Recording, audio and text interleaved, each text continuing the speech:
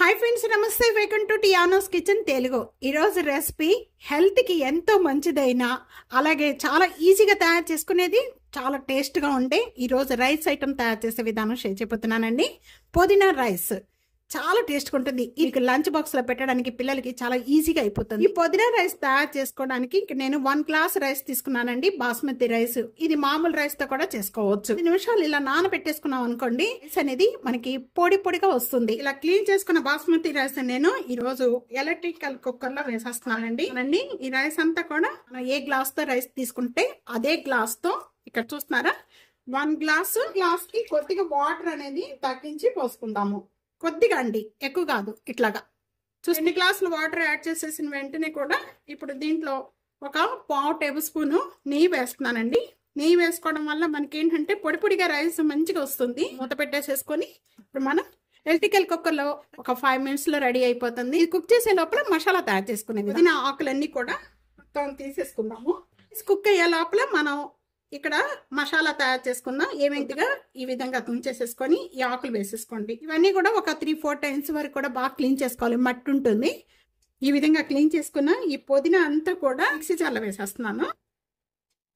Water ఏమి లేకుండా ఈ విధంగా వేసేసుకుందాం. 5 లేక 6 వెల్లుల్లిపాయ రెబ్బలు, ఒక 5 లేక 6 పచ్చిమిర్చి. స్పైసీ కావాలనుకుంటే ఎక్కువగా వేసుకోండి. ఇంత అల్లం, ఇంకా మనం అల్లం వెల్లుల్లిపాయ వేసుకోము, ఒకేసారి దీంతో పాటు వేసుకోవాలి. కొత్తిమీర 3/4 కప్పు వాటర్ వేసేసుకొని బాగా మెత్తగా చేసేసుకుందాం.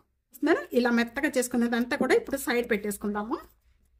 1 టేబుల్ స్పూను జీరా, 5 లేక 6 లవంగాలు, కొద్దిగా దాల్చిన చెక్క, 1 స్టారు, అలాగే 2 యాలకులు, 1 ఉల్లిపాయ, చిన్న నిమ్మకాయలో ఒక 1/2 బద్ద జ్యూస్ పిండేసుకొని లాస్ట్లో వేసుకోవాలండి. 1 గుప్పుడు జీడిపప్పు. కుక్ చేసుకున్న రైస్ ఇప్పుడు చూద్దామండి.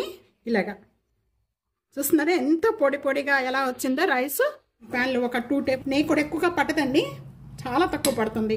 నెయ్యి బాగా మెల్ట్ అయిపోయిన వెంటనే కూడా ఇప్పుడు మనం ఇక్కడ నేను జీరా వేస్తున్నానండి. కావాలంటే మీరు సాజీరా వేసుకోండి. 4 లేక 5 లవంగాలు, 6. కొద్దిగా ఇవన్నీ వేగుతూ ఉండగానే కొద్దిగా జీడిపప్పు కూడా ఇదిగోండి. ఇలా వేగిన వెంటనే జీడిపప్పు పక్కన పెట్టేస్తున్నాను నేను. 1 ఉల్లిపాయ వేసుకున్నాం కదా, ఆ ఉల్లిపాయ బాగా మగ్గించేసుకోవాలి. దీంట్లో సాల్ట్ వేసేసుకుందాం. సరిపడా సాల్ట్ 1 టేబుల్ స్పూన్ వేస్తున్నాను. తర్వాత ఈ విధంగా వేగిపోయి మంచి కలర్ వచ్చిన తర్వాత మనం ముందుగా మిక్సీ జార్ పట్టుకున్న ఈ పుదీనా జ్యూస్ అంతా కూడా ఇప్పుడు వేసేసుకుందాం. మీరు పోయేంత వరకు కూడా మంచిగా వేయించుకోవాలి. ఎంత వేసుకున్న వెంటనే కూడా ఇప్పుడు లో ఫ్లేమ్లో పెట్టుకొని వేయించుకోండి. లో ఫ్లేమ్లో పెట్టుకొని వేయించుకోవడం వల్ల పుదీనా మంచిగా వేగి అరోమా స్మెల్ వస్తుందండి. నెయ్యి అంతా కూడా సపరేట్ అయిపోతూ ఉంటుంది అనమాట. బాగా వేగిన తర్వాత అప్పుడు మనం రైస్ వేసుకోవాలి. ఇప్పుడు మనం కుక్ చేసుకున్న ఈ రైస్ అంతా కూడా ఇప్పుడు స్టవ్ అనేది బంద్ చేసేసుకుందాం.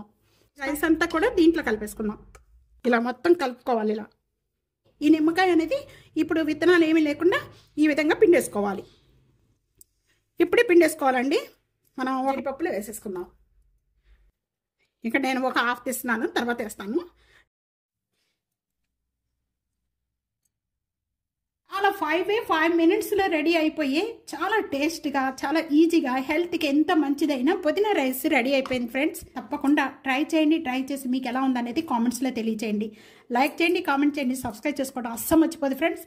Thank you for watching. Next వీడియోలో ఇలాగే మంచి మంచి వంటకాలతో మళ్ళా కలుద్దాం. అంతవరకు సెలవు, బాయ్.